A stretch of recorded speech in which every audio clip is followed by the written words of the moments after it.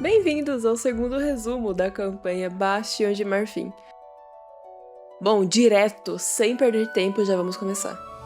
Após os acontecimentos do episódio 1 ao 10, Dinora, Prata e Aerion voltaram até as Ilhas Basilis salvar os pobres kobolds ainda petrificados pelos basiliscos.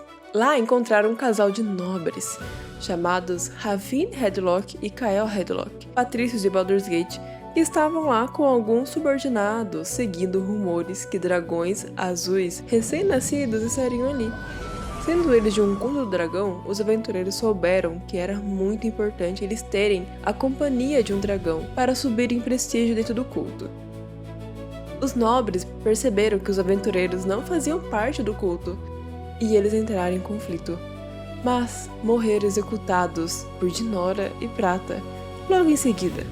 Dinora achou a pintura de um bebê com as iniciais BA e jogou ao mar. O navio dos nobres queimado, mas eles voltaram com os kobolds, que agora não estavam mais petrificados. Dinora fica transtornada com o que eles vieram a fazer naquela ilha executando os patrícios, e Prata cobrem sobre sua origem.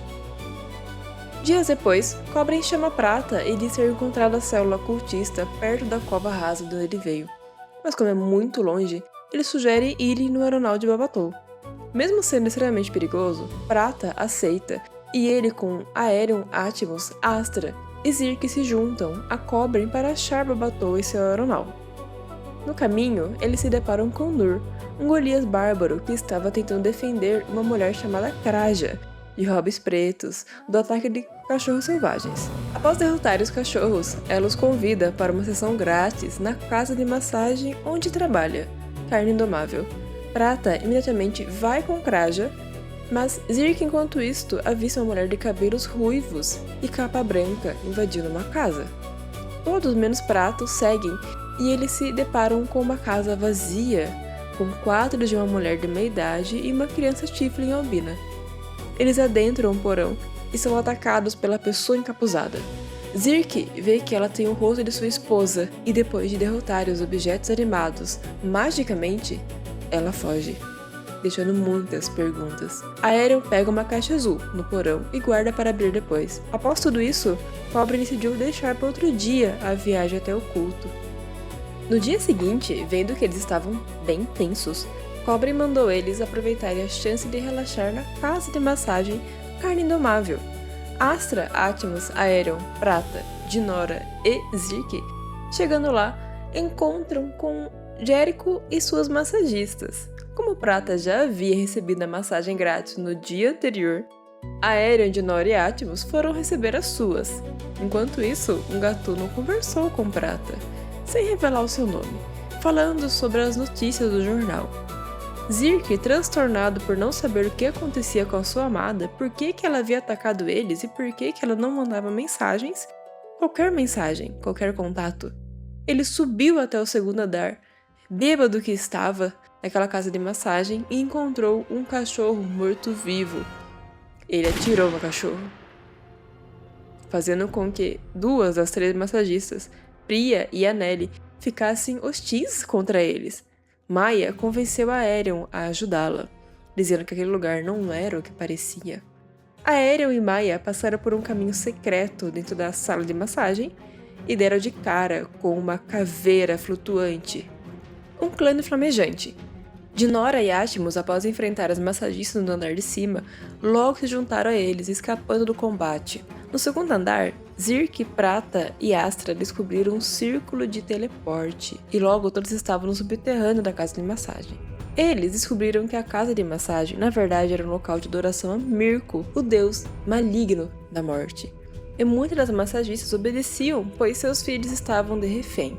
E elas amaldiçoadas por terem passado pelo ritual de selamento da carne. A sessão termina com eles descobrindo que Kraja estava nesse mesmo ritual, que a deixaria atada e amarrada a Mirko também, sendo executado por Jericho Bodypincher, o líder do culto, acompanhado de outras 2 cultistas. Eles entram em um combate aterrorizante contra eles.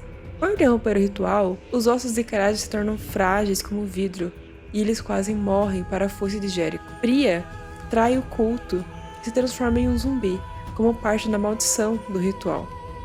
Enquanto isso, Dinora e Aerion estavam tentando resgatar as crianças sob a guarda de uma caveira de fogo, um esqueleto flamejante. No final, eles correram para o círculo de teleporte que estava no meio do culto, guiados por aquele gatuno que surgiu do absoluto nada. Felizmente, eles conseguiram convencer Maia e Anneli a abandonarem o culto, ao libertarem elas da maldição de Jericho, usando a magia divina de Selûne, canalizada por Aerion. Então, eles salvam as duas mulheres e as crianças, e a si mesmos da iminente morte dentro da carne indomável.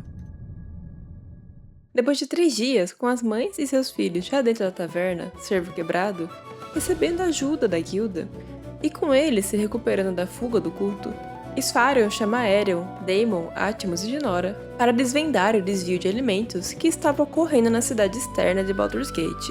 Ele descobre que os nobres locais estavam usando o valor das doações para ganho próprio e dão alimentos de baixa qualidade e baratos ao povo mais pobre. Mas sem provas o suficiente para dá-los aos punhos flamejantes, o grupo precisou se contentar com a boa ação de Atmos de fazer fornadas e fornadas de pães para a população atingida pela fome. Ferimentos curados e mente restaurada, Dinora, Aerion, Atmos e Nur veem finalmente o que havia na caixa azul, recuperada na casa abandonada daquele encontro com Kraja e a Mulher de Branco. Eles leem cartas e papéis que indicam que uma investigação contra o Bonnie Pincher já estava em curso, e também uma investigação contra um tal de Eomenes, feito por uma tal de Tina, e que alguém se desculpava por não querer fazer parte dos arpistas junto a ela. Enquanto liam na taverna Cervo Quebrado, eles foram abordados por uma clériga de Selûne chamada Eliandora, que havia feito um trabalho de conversão nas antigas cultistas de Mirko, Anneli e Maia. As duas vieram correndo escada abaixo enquanto Eliandora conversava com eles, e pediram ajuda para o grupo na taverna, dizendo que o filho de Kraja e delas estavam sumidos. Provavelmente, eles fugiram para a casa de massagem. Então, eles se infiltraram no lugar e viram que aquelas pessoas petrificadas encontradas nos esgotos junto a uma cultista chamada Elaeta estavam sendo transportadas para lá, pois encontraram uma sala cheia de restos de pessoas petrificadas.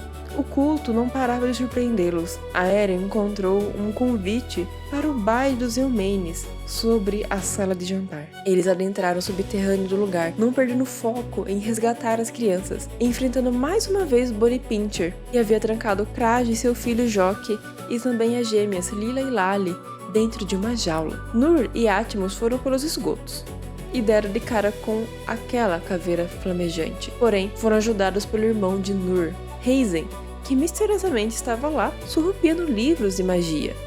Depois de uma dura batalha, eles conseguiram eliminar Jericho, porém não antes dele matar a senhora Eliandora, que os acompanhou, e fazer Aerion se transformar em uma forma lupina. Eles saem da casa de massagem e são surpreendidos por Cobre, em sua forma humana, preocupado com eles, que de repente sumiram da taverna.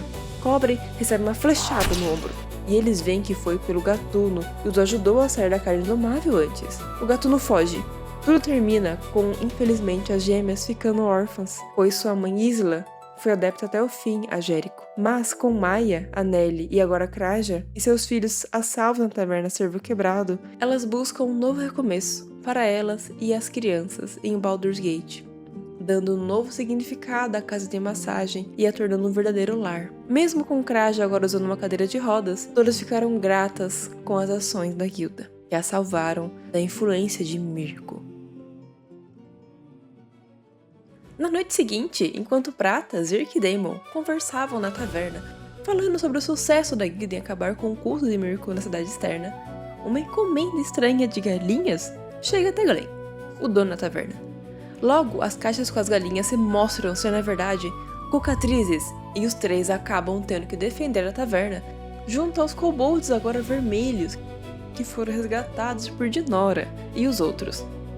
Os três veem que aquele gatuno da casa de massagem aparece, junto a capangas, e tenta subir escondido no segundo andar. Zirk e Daemon vão atrás, mas Zirk acaba sendo apunhalado ao encontrar o gatuno escondido, que revela estar atrás de achar cobrem. Zirk consegue convencer o Gatuno a dar maiores explicações. E ele diz que por causa da esposa de Zirk ser parte do Sem Nome, ele escreve uma carta codificada e vai embora, poupando a vida de Zirk, deixando ele com uma cicatriz no peito, enquanto Daemon e o kobold Torresmo se livram das cicatrizes no segundo andar e Prata delas no primeiro andar, junto ao restante dos kobolds. Zirk descansa sobre os cuidados de Anneli. No dia seguinte, ele passa o dia inteiro decodificando a carta do Gatuno, e à noite ele sai escondido atrás do local que a carta indica. Aerion, Dinora, Atmos e Lyrion acabam percebendo e vão atrás de Zirk. Eles adentram a Montanha de Dusk, ao lado de Baldur's Gate. E Zirk se encontra com uma criatura enorme que guarda uma casa feita na própria montanha. Essa criatura encaminha até a mestre dele no porão da casa. Lá, Zirk recebe um chapéu novo feito por sua amada Yuka. E essa mestra se revela ser uma tiferina de cabelos brancos e pálida. Ela explica a ele que, por consideração à sua esposa, Zirk continua vivo, mas que ele deve se provar para o Sem Nome se quiser ver ela de novo. Os planos de vingança deles não podem ser interrompidos. Enquanto isso, o grupo se encontra com o Gatuno, que estava seguindo Zirk em meia montanha, segurando o perímetro. Aerion consegue usar uma magia de encantamento, fazendo o Gatuno guiá-los até o Goblin. Eles acabam se encontrando com a coisa que guarda a casa, mas graças a Zirk, que surge para impedir a lança de Atmos, eles não batalham. A mulher de branco foge junto com a sua coisa, assim como o Gatuno. Mas antes de Zirk ser muito questionado sobre o que estava fazendo ali, hobgoblins surgem na noite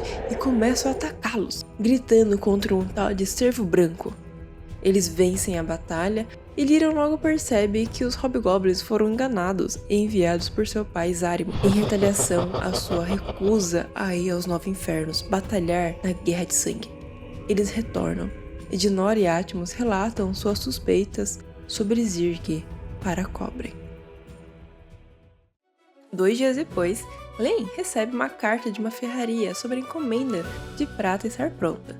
Aerion, Atmos, Nur e Zirk vão até essa loja retirar para a prata. Lá, Zirk recebe uma carta escondida e logo em seguida ele sai escondido dessa ferraria e voa direto para a direção indicada. Os outros percebem seu sumiço e vão atrás, perguntando aos transeuntes sobre um goblin voador. Nos esgotos, Zirk finalmente se encontra com a sua amada, Yuka, entregando um fio branco de cabelo de cobre para ela, que foi o combinado com a moça de Ferina Albina. Yuka o abraça forte, feliz por finalmente estar vendo seu esposo. Do lado de fora, uma confusão se inicia. Aerion, Nur e Atmos são interrompidos em sua busca por Zirk em meio aos esgotos com o surgimento de um Baurunka, saindo de um portal invocado por uma mulher de branco que ri e agradece por seus companheiros sem nome terem encurralado eles ali.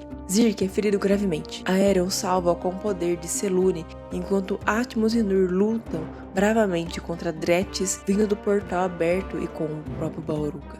Yuka foge junto com o Gatuno, que estava escondido ali no teto.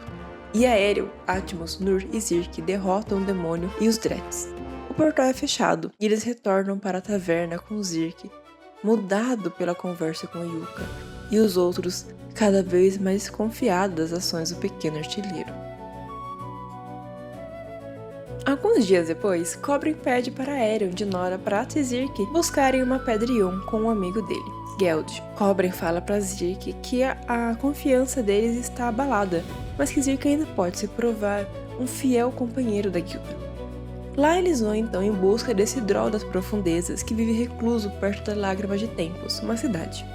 Chegando lá, descobrem que Rogar, um guerreiro draconato, o seguiu atrás das riquezas da mina esquecida perto da casa de Geld. Ele ficou sabendo através dos sussurros dos kobolds que gostam de fofocar junto com Len. Eles acabam se juntando na exploração por Umbra Eterna e se deparam com a antiga residência de Geld, uma casa de cogumelo agora ocupada por Taneca Azul, um gnome das profundezas. Eles descobrem que Geld sumiu há meses, deixando a casa intocada e que a pedra Ion está orbitando Taneca. Aerion convence Taneca a dar a pedra, que tornaram um cantor na superfície. Antes de ir embora, uma monstruosidade, Shorn, ataca eles atrás da Stone, mas eles o colocam para correr. Porém nisso, o Shorn abre uma abertura na parede e libera 3 Horror Hulk para cima deles.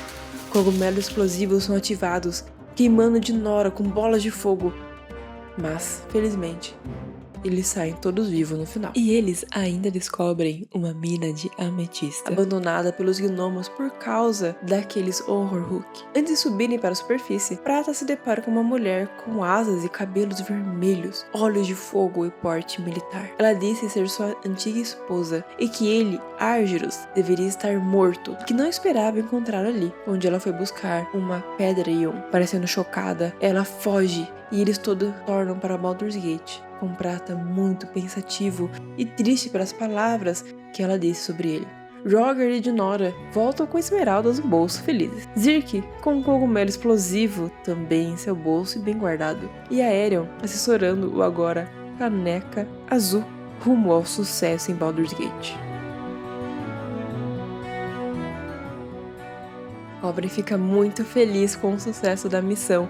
Eles conseguiram uma Ion Stone. Eles se tornaram com mais um membro para a guilda, Roger. Mesmo com Geld ainda desaparecido, o dia foi um sucesso. E ele pede para eles irem aproveitar para ir na casa de massagem, falar com as meninas e descansar. Antes de todos irem embora, Cobre pede para Zirk ficar, pois ele quer dar uma palavrinha com o Goblin. E com isso, tivemos uma sessão secreta, que com o tempo será revelada. Mas antes, o dia finalmente chegou. Mais de um mês após a situação com Jericho Bonnie Pincher se resolver, eles correram para embarcar no espetacular Aeronau de Babadou. E ainda de bolsos cheias por causa da parceria com os gnomos das profundezas da mina de ametista restaurada. Babadou era amigo de Cobre e o gênio da engenharia, e ele os aceitou em seu barco, e os aventureiros subiram a bordo no último dia em que ele ficaria na cidade e foram com destino a águas profundas. Prata, rodeado por seus companheiros Nur, Astra, Aerion, Roger e Zirk, eles se ofereceram com suas magias e sua força para ajudá-lo a desbravar sua origem. E então todos estavam ali voando pelos céus. Logo foram deixados perto da floresta de Ardip, ao lado de águas profundas. Eles, assim que desceram, sentiram que algo estava errado na região, e com a ajuda de Zirk, acharam a indicação que Cobre deu da entrada do culto. Falhando em se esconder, foram vistos por adeptos do dragão que estavam chegando, e uma batalha se iniciou. O confronto levou os cultistas a chamarem reforços, que abriram a porta para combatê-los, mas graças à explosão mágica de Prata, eles foram rapidamente derrotados, mesmo após ferirem gravemente algum dos aventureiros. Aerion sentia a malícia dentro do lugar, mas com o machado abençoado de Nur, carrega o espírito do lobo dentro de si, as bênçãos da lua dele mesmo, Aerion, o brilho de Astra, as bombas engenhosas de Zirk e a sagacidade de Roger em batalha, eles foram sem medo, se deparando com uma sala repleta de esqueletos de pessoas mortas, com marcas de combate, e um enigma envolvendo a cabeça de um dragão branco à frente da porta. Sem querer, ativaram a armadilha, que os congelou momentaneamente, fazendo com que um homem chamado Kelser fosse alertado. Ele, assim como os outros cultistas, reconheceram Prata, o chamando de traidor. Os aventureiros entraram no empate, não dando tempo para Kelser respirar a cada machadada, corte de espada de Nur e Roger, recebendo também as precisas orbes cromáticas de Prata. E a cada minuto se lembrava mais e mais aquele lugar. Kelser bateu na porta atrás de si, alertando Draxa e seu dragão filhote Grugax de que algo estava errado. Draxa, uma draconata Lich, abriu a porta e viu Kelser sangrando e caído, e não poupou energia em eliminar aqueles que machucaram seu protegido e trouxeram um traidor à sua presença. A magia necrótica era poderosíssima, e o lugar estava repleto de uma aura pecaminosa, o que trouxe terror e a morte de Astra. Todos, menos Aerion e Nur, caíram desmaiados ao chão. A luz acolhedora de Selûne os protegeu momentaneamente. Aerion tentou negociar com Draxa, que achou engraçada a sua coragem, e os poupou, os trancando na prisão do culto e deixando para Kelser escolher o que fazer mais tarde com eles. Graças a Nur, que estava furioso por terem se rendido, os guardas não tiveram coragem de retirar suas armas e apenas o jogaram na escuridão. Após horas, um a um, eles acordaram na minúscula prisão e se viram tendo como companhia, na cela à frente, um elfo lunar chamado Kalar Valitar, que foi pego após tentar adentrar o local em busca da sua princesa Dalia, que está há meses desaparecida. Sendo ali um dos últimos lugares que ela escreveu ter investigado, Kael compartilhou da dor deles de terem perdido Astra, uma companheira, pois ele mesmo perdeu todos os seus homens ali dentro, seguindo essa pista de onde estaria a princesa. Então, planejaram uma fuga. Assim que ouviram Kelsier comandando a execução de todos e o envio de prata para os seus aposentos. Fingindo estarem dormindo, eles pegaram os guardas de surpresa, os controlando mentalmente para abrirem as celas. Em meia fuga, eles encontraram uma goblin chamada Alix, surrupiando uma poção da estante da prisão. Não sabendo direito onde se meteu, a simpática Ladina indicou por onde veio, uma passagem secreta, em meia terra, dentro de uma biblioteca. Mas Prata ouviu uma voz, um chamado, o comandando para ele o libertar. Sem conseguir resistir, Prata foi em direção à voz estrondosa em sua mente, chamando a atenção de Kelsier, e saiu de seus aposentos, em direção à discussão deles. Os aventureiros tentaram se defender dos ataques daquele adorador de dragão, e Draxa havia deixado o culto momentaneamente. Eles queriam aproveitar o tempo obtido, mas, atendendo ao apelo de Prata, de que precisavam ajudar o dragão preso ali, dono da voz em sua cabeça, Zirk e Alix abriram a porta e eles se depararam com um ritual de aprisionamento.